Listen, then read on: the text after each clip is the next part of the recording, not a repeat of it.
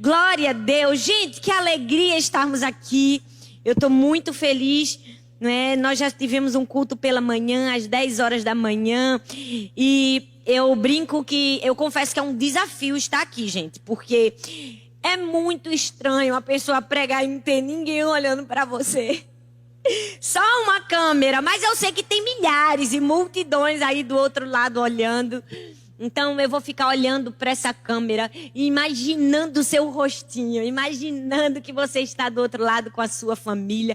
Eu não sei de onde você está, já no chat aí você pode botar da onde você está, se é São Paulo, com a cidade, o lugar que você está, mas nós estamos muito felizes com a sua presença.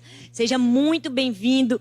Esse é o nosso momento de cultuarmos, de ouvirmos mais da palavra de Deus. Amém? Eu queria pedir só, por favor, o pessoal que está aqui para me ajudar, a afastar um pouco esse ventilador para bem afastado, porque ele está me atrapalhando um pouco o vento. Gente, o gerador da igreja quebrou hoje. Imagina. Então a gente está aqui no calor, quer dizer, no caso eu, né? Vocês estão na casa de vocês. Mas está aqui no calor, mas glória a Deus pelo calor, gente. Amém? Mas é melhor o calor do que o vento assim no rosto, que pode atrapalhar um pouco e tirar a concentração. Você está comigo aqui? Então vamos conhecer mais do que Jesus tem para nós. Por onde andei enquanto Jesus me procurava? Eu queria que você, na sua casa, onde você estiver, leia a Bíblia comigo em Levítico, capítulo 6, o verso 12 e o verso 13, por favor. Diz assim: o fogo que está sobre o altar arderá nele e não se apagará. Mas o sacerdote acenderá a lenha nele a cada manhã. E sobre ele porá em ordem o holocausto, e sobre ele queimará a gordura de ofertas pacíficas. Eu quero que aí no seu lugar onde você está, fala comigo, não se apagará. Fala comigo, a cada manhã. Fala comigo, ofertas pacíficas. Você vai entender porque eu pedi para você repetir essas 3 partes desse texto.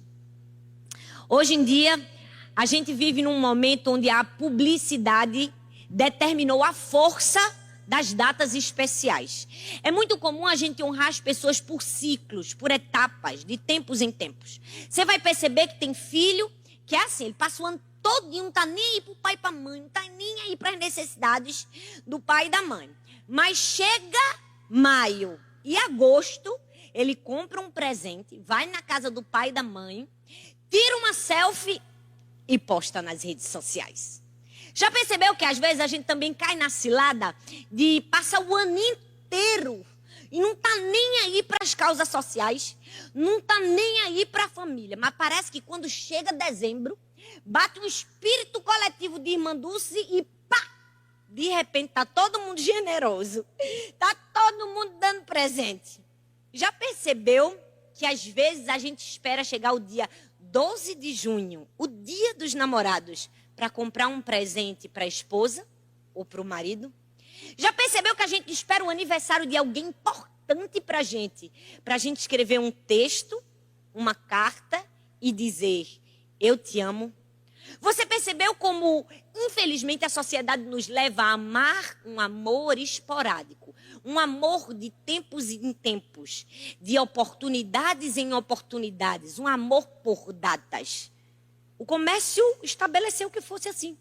E a gente permitiu que fosse assim, mas eu quero te fazer refletir comigo o que isso fez você perder ou está fazendo você perder nos seus relacionamentos. O que isso tem tirado de mais precioso das pessoas que você realmente ama?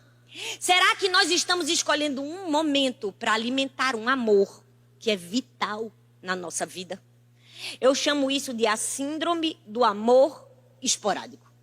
Gente, essa foi uma teoria que eu mesmo criei, porque eu acho bonita as pessoas criarem teoria. Esse dia eu estava lendo um livro que tinha tanta teoria que a pessoa criou. Eu digo, gente, como é chique criar uma teoria, né? Vou criar uma teoria.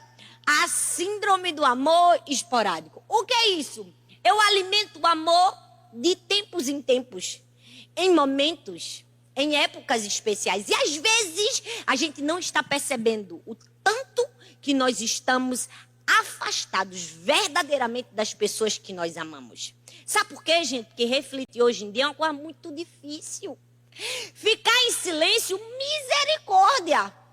Ficar sozinho consigo mesmo é um grande desafio. Agora, ficar sozinho com Deus é um desafio maior ainda. A quarentena que nos diga. A quarentena está provando isso pra gente. Mas deixa eu te dizer algo. Nós precisamos entender que o nosso relacionamento com Deus, as disciplinas espirituais como oração, leitura da palavra, elas não são uma opção na vida da gente. Elas são uma necessidade. É uma questão de sobrevivência. Se não alimentarmos o nosso relacionamento com Deus, todos os dias, uma hora, nós vamos sucumbir. Precisamos evitar e fugir o máximo que a gente puder da síndrome do amor esporádico. Por quê? Porque Deus está ali todos os dias desejando a nossa presença, todos os dias desejando ter intimidade com a gente. Foi assim desde o jardim do Éden. Deus ama relacionamento, Ele nos fez para o relacionamento. Nós é que muitas vezes estragamos o nosso relacionamento com Deus. Por quê? Porque fazemos dele um amor esporádico. E sabe o que eu mais amo em Deus? Sabe o que eu mais amo em Jesus?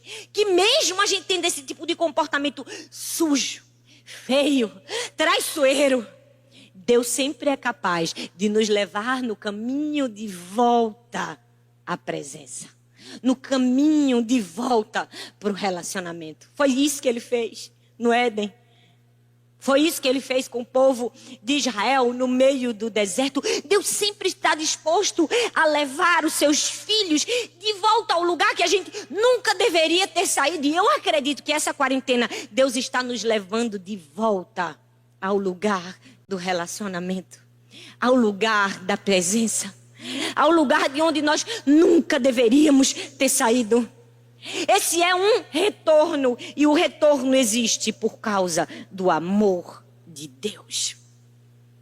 Nós temos acesso à presença de Deus. Sabe, a gente precisa valorizar esse acesso. Eu não quero falar aqui do acesso que a igreja brasileira tem à presença de Deus, porque isso é fato, todo mundo já sabe.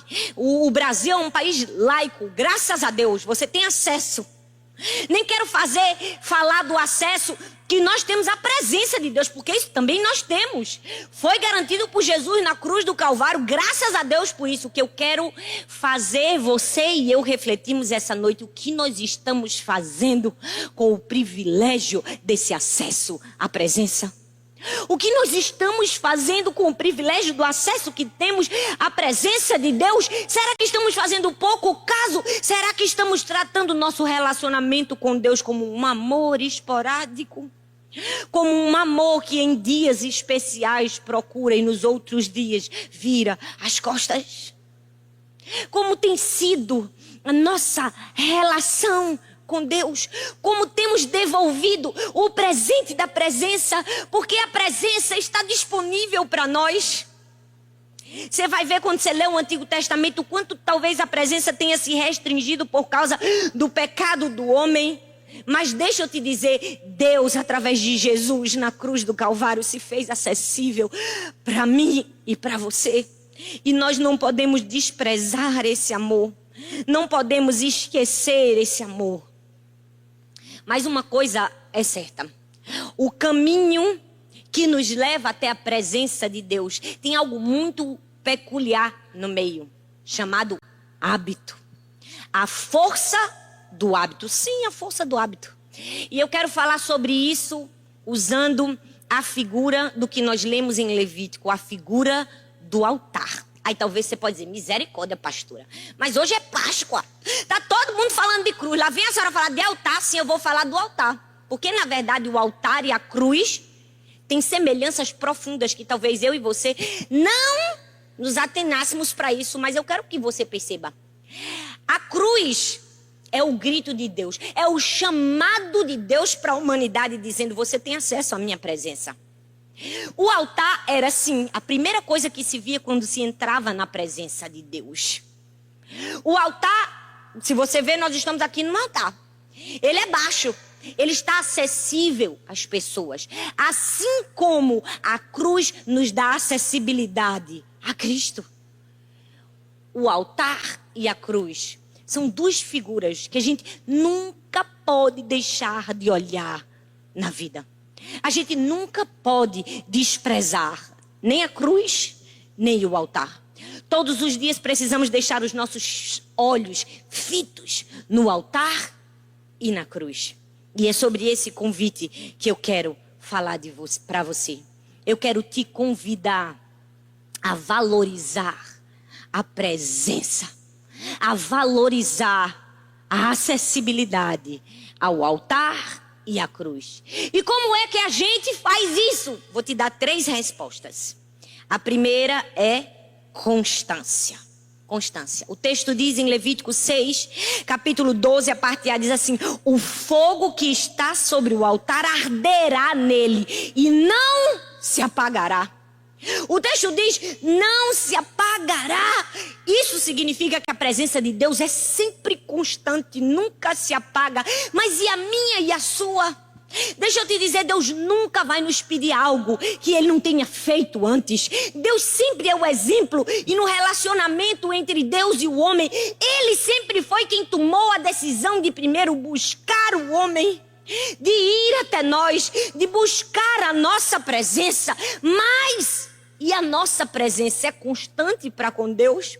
O texto diz que o fogo no altar nunca se apagava. O fogo é o simbolismo, é o símbolo da presença de Deus. E se você estudar, você vai ver que o fogo nunca apagava no altar. Podia chover, não apagava. Podia bater um vento forte, não se apagava, porque a promessa que a presença de Deus é sempre constante na nossa vida. Mas e nós somos constantes também? Deus está sempre ao nosso lado. Ele nunca vai nos abandonar. Eu fico pensando que Deus deixou o Espírito Santo para estar ao nosso lado. Você já parou para pensar que o Espírito Santo é uma pessoa? Ele está do seu lado todo momento. A Bíblia diz que ele é o nosso paracleto, aquele que foi feito para estar ao lado.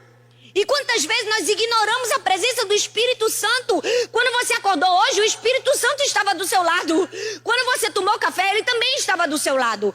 Quando você fez algo que talvez não deveria fazer, o Espírito Santo estava ao seu lado. A presença dele é constante. Ele nunca te deixou.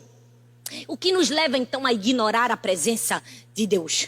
O que nos leva a ignorar a presença do Espírito Santo? Meu filho, eu pensei um pouco. E deixa eu te dizer, a gente só ignora a presença de uma pessoa por 2 motivos. Ou a gente tá com raiva da pessoa, ou a gente não tem intimidade nenhuma com a pessoa. Porque é assim, marido e mulher, quem é casado vai me entender. Basta ter uma briguinha, o que é a primeira coisa que você faz? Você fica mudo. Você fica caladinho, a pessoa fica perguntando, você faz, sim, não. O máximo que você responde é monossilabicamente. É ou não é? É, com certeza tá caindo a ficha aí pra você. Por quê? Porque a gente tá com raiva. Quando a gente tá com raiva, a gente não quer conversar. Mas quando é que a gente não conversa mais com uma pessoa? Não é só quando a gente tá com raiva, não. É quando a gente não conhece a pessoa. É quando a gente não tem intimidade. Fica num elevador com um bocado de gente que tu não conhece. Tu começa a falar da tua vida todinha? Não. Mas deixa eu te dizer uma coisa. O Espírito Santo está do seu lado. E por que você tem ignorado a presença dele? Talvez não seja raiva, talvez seja falta de intimidade. E olhe lá, gente. Porque às vezes nem a falta de intimidade nos impede de falar com as pessoas. Porque às vezes a gente entra no Uber.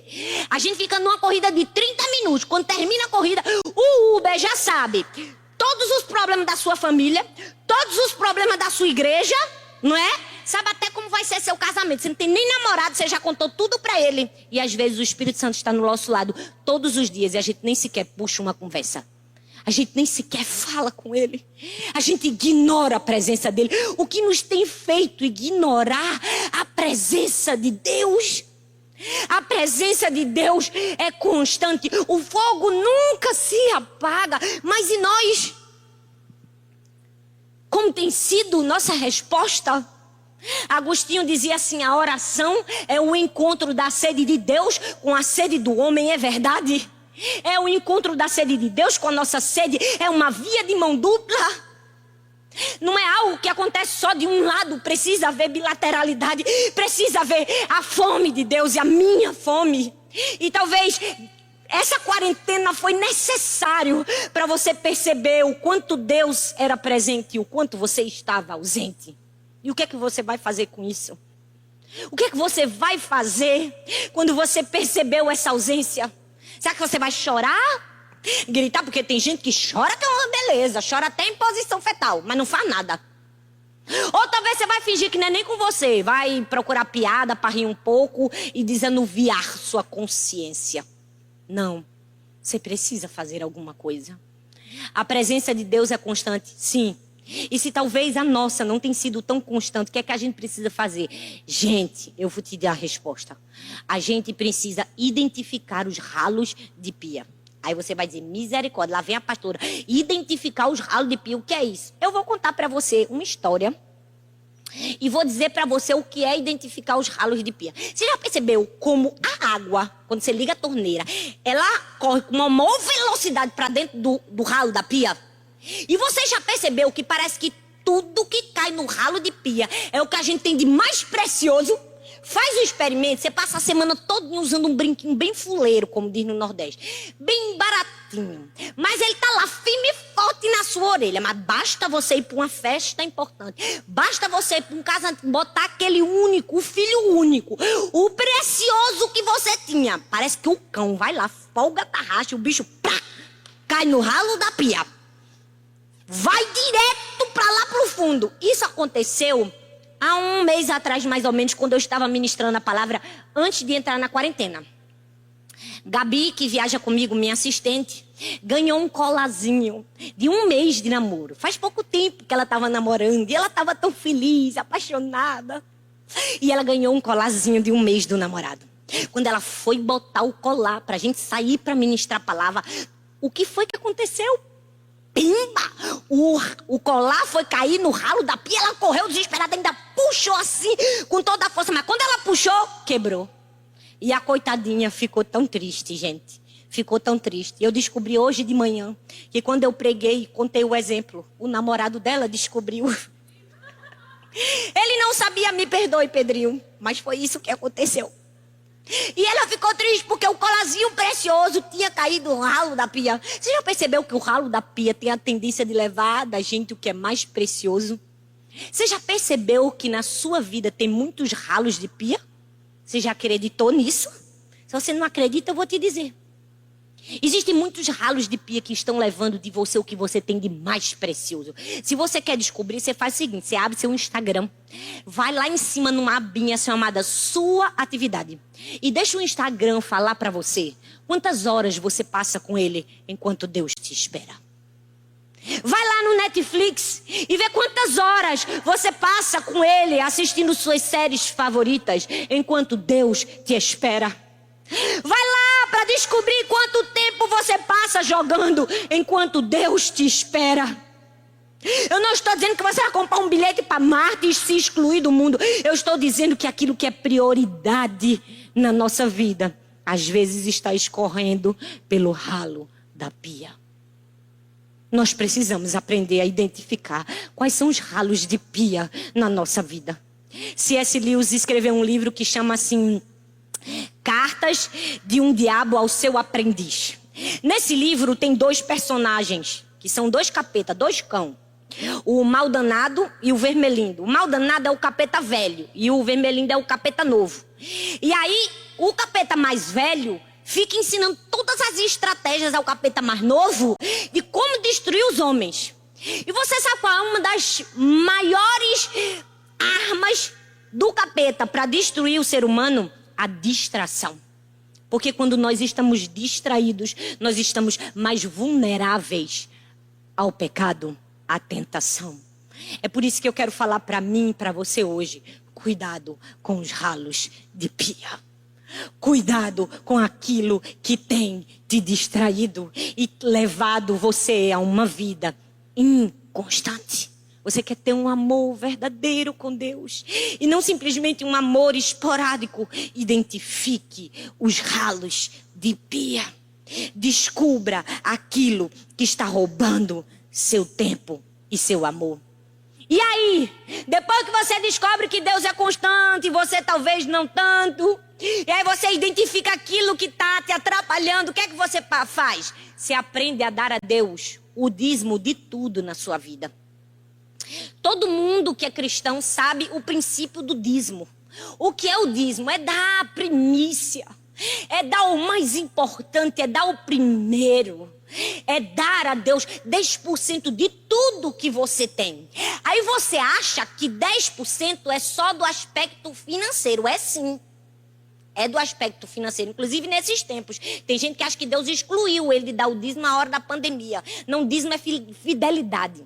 Dízimo é uma questão de escolha, de princípio e de caráter. Mas o dízimo que precisamos dar a Deus é de tudo. Você sabe que tudo é tudo? Pois é, tudo é tudo. Olha que coisa profunda. Tudo é tudo. É o seu tempo, é o seu amor, é a sua dedicação. Precisamos dar a Deus o dízimo de tudo na nossa vida. Deixa eu te dizer uma coisa, se tiver alguma nutricionista que está aí me ouvindo, porque com certeza deve ter, ela vai dizer que a primeira refeição do dia é a mais importante de todas. Quem nunca ouviu isso, gente? E mesmo que você não tiver um nutricionista, que você for para o Google, ele também vai dizer isso. Por quê? Porque você passa horas e horas dormindo sem se alimentar. Então, sua primeira refeição vai repor essa lacuna que você deixou. Por isso que ela é a mais importante. Deixa eu te dizer, o princípio, o começo, a primícia é o mais importante. E se é o mais importante, é isso que precisamos dar para Deus. Não sei se você já leu, mas então, estourou aqui no Brasil, no mundo inteiro, na verdade, um livro chamado O Milagre da Manhã, de um cara chamado Hal Herold. Eu não sei se é esse mesmo o nome dele, não, mas eu li o livro dele. Eu li esse e o que vem depois também eu li. Aí você vai dizer, vou ler esse livro. Não precisa, vou te dar toda a resenha agora, você não vai precisar. É 200 páginas, ele dizendo assim, acorde cedo. Pronto, o livro é isso aí. Ele vai passar 200 páginas para te ensinar a acordar de 5 horas da manhã, olha aí. Tá lida também a cultura, estou te dando o livro de graça. Mas é a verdade. Ele passa 200 páginas ensinando a importância de se acordar cedo. Tem um certo ritual quando você acorda cedo. E deixa eu te dizer, nesse livro ele cita um outro camarada que diz assim, as primeiras horas do dia são o leme da vida. E é verdade. Aquilo que você faz no comecinho determina o resto do seu dia. Começa com mau humor, começa estressado, começa pegando o celular e recebendo um carão do teu chefe para tu ver como é teu dia. O como você começa faz diferença no resto do dia, gente. Outra vez eu li um outro livro que agora não me lembro que livro é esse, porque faz muito tempo, dizia assim, ó, que quando uma pessoa acorda e forra a cama, o dia dela é melhor, ela consegue fazer mais atividades. Porque se você entende que você faz uma atividade pequena, você consegue fazer várias atividades pequenas, e quem faz várias atividades pequenas faz uma atividade grande. E é verdade isso também. Jesus está me ensinando essa técnica. Tem dias que eu dou umas falhadas. Mas eu estou me esforçando. Deixa eu te dizer, aquilo que você faz no princípio determina o resto do seu dia. Isso significa o quê, pastora? Eu tenho que ter constância na minha vida de relacionamento com Deus. Eu poderia te dar o exemplo de várias pessoas, mas para mim não ia ter muito crédito, porque eu não convivo com essas pessoas, para ter certeza que a pessoa é o que ela fala. Agora, eu sou casada com meu marido há 15 anos, vou fazer 16. E nesses 15 anos, acredite que eu estou dizendo em nome de Jesus, eu nunca vi sabe o que é um dia sequer o meu marido começar o dia sem antes ler a Bíblia e buscar a Deus. Ele tem um lema que ele diz assim, sem Bíblia não tem café. Esses dias eu até estava dizendo assim para ele, menino, escreve um livro aí, ó, sem Bíblia não tem café. O teu livro, tu tá perdendo de ensinar um princípio tão importante na vida para todo mundo, e tu tem know-how e credibilidade para falar isso. Gente, manda uma mensagem no Instagram do meu marido, manda ele escrever o livro, porque ele precisa nos ensinar. Na verdade, ele nos ensina. E ele ensinou isso para as minhas filhas. Elas têm 7, 8 e 6. É tão lindo, gente. As bichinhas acordam de manhã. Elas não comem, elas pegam a Bíblia. Já querem, no começo dava trabalho, elas esqueciam, a gente ficava no pé. Agora elas já fazem sozinha. Por quê? Porque nós precisamos aprender a dar a primícia para Deus. O mais importante para Deus. O começo para Deus. E o texto diz que é a cada manhã. O texto diz que o sacerdote colocava a lenha a cada cada manhã. Você acha que Deus colocou esse a cada manhã na Bíblia só uma implicância para quem não gosta de acordar cedo, gente? Claro que não. Se Deus colocou a cada manhã é porque Ele queria nos ensinar um princípio. Ele queria nos ensinar que o primeiro é para Ele. O que é que vai fazer você nunca tirar os olhos do altar e da cruz? Constância.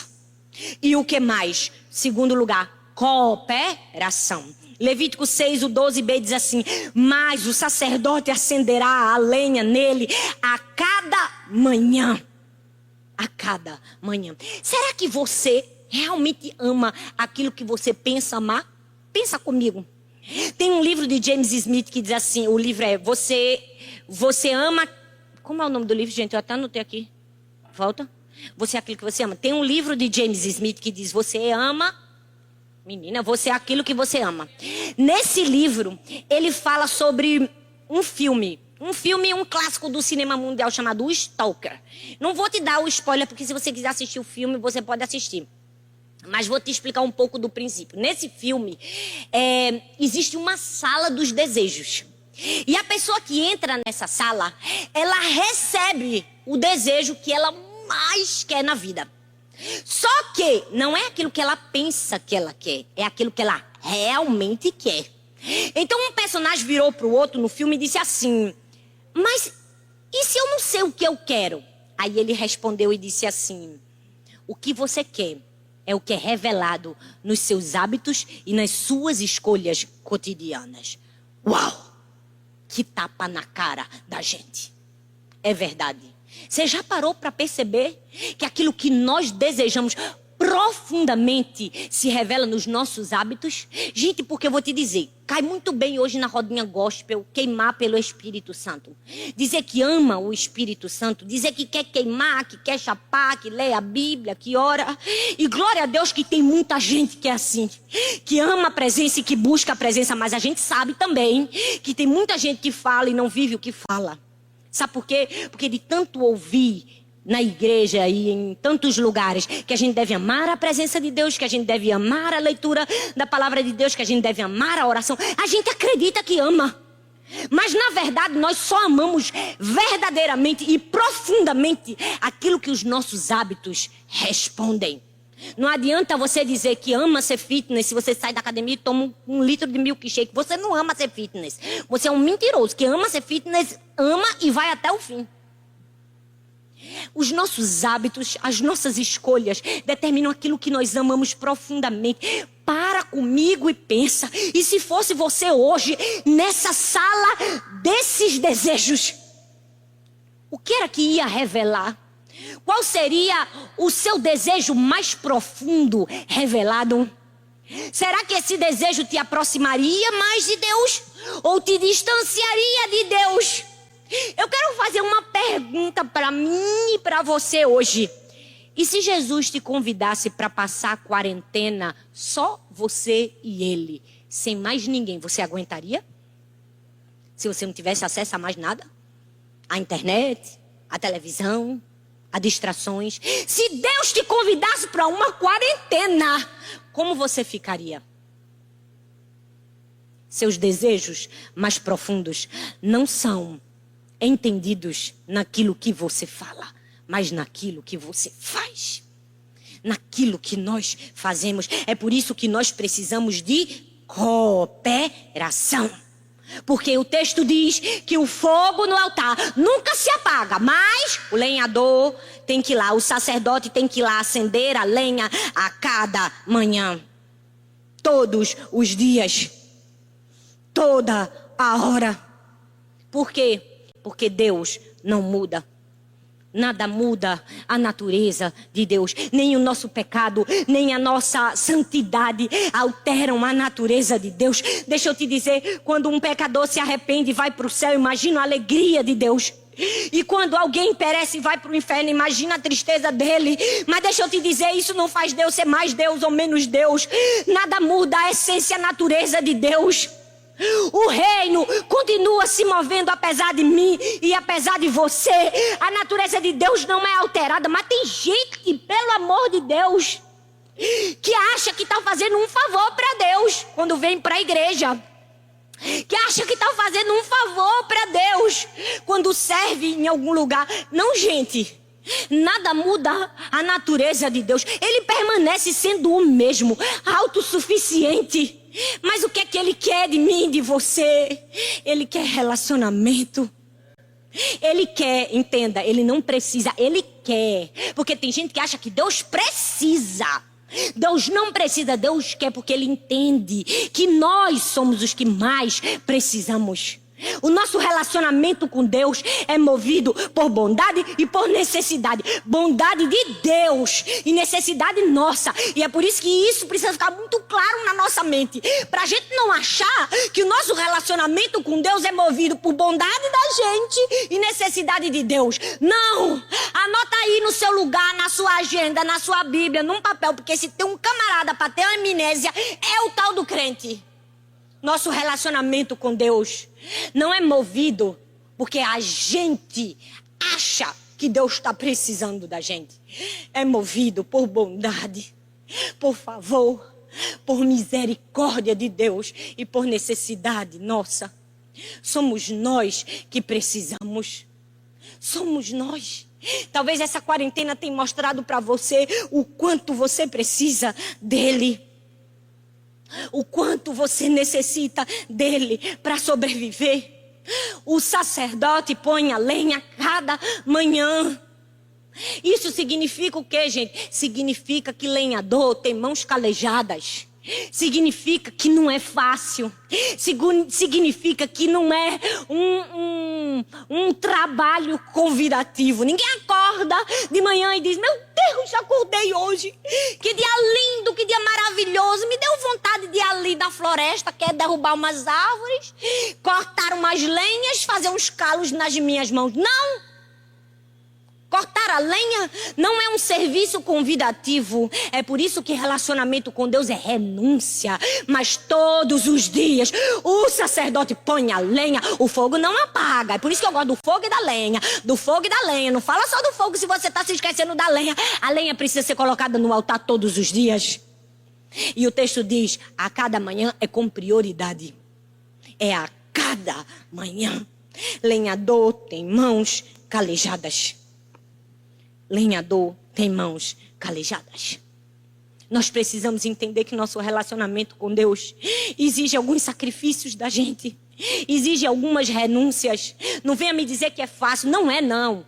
É esse que diz: eu me acordei com uma vontade maravilhosa de ler a Bíblia. Bom, glória a Deus se você é assim. Mas tem dia que eu não acordo, que eu não quero fazer nada. Que eu só quero mesmo é dormir. Mas quando você busca Deus, você faz por quê? Faz por amor e faz por renúncia. Por quê? Porque esse é o trabalho do sacerdote. E deixa eu te dizer, presta bastante atenção. O diabo, ele vai tentar te enganar. Ele vai tentar mostrar para você como ele trata bem. Ele trata bem os filhos dele. Já percebeu que aquelas pessoas que estão fazendo tudo errado, saiu dos caminhos do Senhor, tá pintando, como diz aqui no Nordeste, a miséria no mundo. Parece que tudo tá bom pra ele, parece que ele arranjou o melhor emprego, tá ganhando o melhor salário, não é? O feed do Instagram dele só tem viagens, você fica olhando assim e dizendo: meu Deus, como o diabo trata bem os filhos dele, não é? Eu tô aqui, meu Deus, servindo a Jesus, dedicando minha vida com tanta dedicação, com tanto amor. Meu currículo parece que tá fazendo aniversário, ninguém me chama. Né? Ou talvez você está servindo a Deus há tanto tempo, você diz assim: nem um vulto de um crush santo, de alguém para me casar, Jesus. Que tratamento é esse? Deixa eu te dizer, Deus está forjando você. Não se iluda. E talvez você pode dizer: pastora, mas já ouvi isso muitas vezes. Você precisa usar o maior exemplo de todos de perseverança, o nosso Senhor Jesus. Ele foi perseverante até o fim, até a morte de cruz. E nós estamos hoje aqui para celebrar, porque ele não desistiu. Ele disse assim: Pai, se for possível, passa de mim esse cálice, mas seja feita a tua vontade. Eu sei que esses meus inimigos estão aí embaixo, rindo, zoando, jogando sortes, e eu estou morrendo. Aparentemente eu estou perdendo, mas o jogo vai virar, porque ao terceiro dia ele ressuscitou. Deixa eu dizer, o jogo vai virar na sua vida. Aparentemente quem serve a Satanás hoje pode estar ganhando, mas Deus preparou uma coroa eterna de vitória para você. Vai chegar a sua hora. O que é que você precisa? Constância e cooperação. Você precisa fazer a sua parte. Você vai ter que renunciar carregar a cruz todos os dias, mas vai valer a pena. Porque a gente não vai ganhar a coroa só quando chegar no céu, não. Aqui ainda, aqui em vida, Deus não vai nos fazer nos beneficiarmos do favor e da graça dele. E por fim, para nunca tirarmos os olhos do altar e da cruz, nós precisamos de entrega. Constância, cooperação e entrega. O verso 13, a parte B, diz assim: e sobre ele queimará a gordura de ofertas pacíficas. Ofertas pacíficas. Entenda, o livro de Levítico fala de 5 tipos de ofertas diferentes. Existem algumas ofertas voluntárias e algumas ofertas obrigatórias. Mas a oferta pacífica era uma oferta voluntária. Era uma oferta que era dada para agradecer. Era uma oferta de gratidão pela paz, pela comunhão com Deus. Por que que Deus colocou nesse texto as ofertas pacíficas, se ele poderia ter colocado outra oferta no lugar? Porque ele queria dizer que o nosso relacionamento com Deus não é baseado em obrigatoriedade. É baseada na voluntariedade. É baseada no nosso desejo de ir até Ele. Deixa eu te dizer, o sacrifício de Jesus na cruz consumou. Fez tudo o que nós precisávamos para a salvação. Mas não é só isso. E calma que eu não estou falando nenhuma heresia. Ele nos deu acesso à presença dele, mas somos nós que escolhemos todos os dias, a cada manhã, colocar a lenha no fogo do altar para estar na presença dele. Isso nos fala de entrega. Tem uma escritora chamada Tati Bernardi que diz assim: a gente entende que saudade, além de não se traduzir, também não se cobra. Que presença e importância não se impõem. Por quê? Porque precisamos de uma entrega legítima, voluntária e verdadeira. Por quê? Porque Deus não obriga, Deus não coage, Deus convida, Ele corteja. Norman Geisler tem um livro que diz assim: não tenho fé suficiente para ser ateu. E esse livro é incrível. Ele fala assim de uma maneira muito linda, muito poética, com uma presença de Deus é assim tão sedutora, tão convidativa, que Ele não precisa coagir. Nós somos impulsionados a desejar, a continuar ali. É assim o amor de Deus. Deus não obriga a gente a amar. Deus não obriga a gente a servir. Ele nos convida em amor. É um convite. Você nunca vai imaginar Deus botando a faca no seu pescoço e dizendo: venha me buscar. Não, Deus não precisa fazer isso. Você nunca vai imaginar Deus pegando o celular e mandando uma mensagem no WhatsApp para você. Você consegue imaginar Deus dizendo assim: bom, para mim já deu. Tá tudo acabado. A fila andou. Né? Eu estou há séculos esperando você me dar uma resposta e você só me deixa no vácuo. Olha, eu preciso te dizer que o que tem limite não é só município, não. Minha paciência também limite. Acabou. Você imagina Deus fazendo isso com você? Como os homens fazem? Não. Porque o amor de Deus não coage, convida. Sabe, infelizmente, muitas pessoas no mundo têm uma visão completamente errada de quem nós somos. Acha que a religião é uma focinheira que colocaram na boca da gente, que a gente vive morrendo de vontade de fazer tudo que é errado, mas a gente não faz por causa de um dogma, a gente não faz por causa de uma lei. Não! Eu acredito sim que tem muito sepulcro caiado, muita gente que faz porque tem uma regra, mas eu acredito também no amor voluntário, no amor que convida, na entrega legítima, na entrega que se conquista. Eu acredito sim que fazemos por amor, que deixamos vício porque amamos, porque deixamos prostituição porque amamos. A religião não é uma obrigação. Jesus não é uma obrigação. Ele é um convite voluntário de entrega. Cabe a mim e a você fazermos parte dessa entrega todos os dias. Constância, cooperação e entrega. Eu queria ler para você uma letra de uma música. É uma música secular e eu quero que você entenda o porquê eu estou lendo essa música secular. Não quer dizer que eu aprovo essa música. Eu queria que você fosse completamente livre de qualquer religiosidade padrão na sua mente. Eu quero que você entenda que eu quero que você saia dessa música secular para a segunda música que eu vou ler, uma música cristã. Essa primeira música é uma música de um autor chamado Nando Reis, e diz assim, desculpe, o tema da música é Por Onde Andei Enquanto Você Me Procurava. Por isso que essa palavra é Por Onde Andei Enquanto Jesus Me Procurava. Diz assim, desculpe, estou um pouco atrasado, mas espero que ainda dê tempo de dizer que andei errado. Até para uma que andei errado. E eu entendo. As suas queixas são tão justificáveis. E a falta que eu fiz essa semana são coisas tão óbvias até para uma criança. Por onde andei enquanto você me procurava? Será que eu sei que você é mesmo tudo aquilo que me faltava? Por onde andei enquanto você me procurava? E o que eu te dei foi muito pouco ou quase nada. E o que eu deixei? Algumas roupas penduradas. Será que eu sei que você é mesmo tudo aquilo que me faltava? Será que hoje você se encontra nessa música? Por onde você andou enquanto Jesus te procurava? Será que você sabe realmente que Ele é tudo o que você precisava? Será?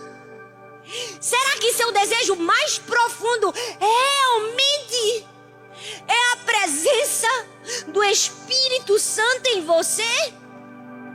Ou será que você abandonou por justificativas tão banais que até uma criança perceberia que era uma mentira? Eu não sei se esse sermão foi difícil para você e para mim. Eu não sei se foi uma palavra que talvez está trazendo uma dor no seu coração. Talvez você está agora chorando porque você se achou nessa música. Você está se achando dizendo, meu Deus, por onde andei enquanto o Senhor me procurava? Talvez essa quarentena veio só para fazer você perceber o quão distante estava. Será que essa quarentena veio para fazermos cada um de nós percebermos, enxergarmos que nós estávamos nos escondendo enquanto Jesus nos procurava? Eu quero que você não fique triste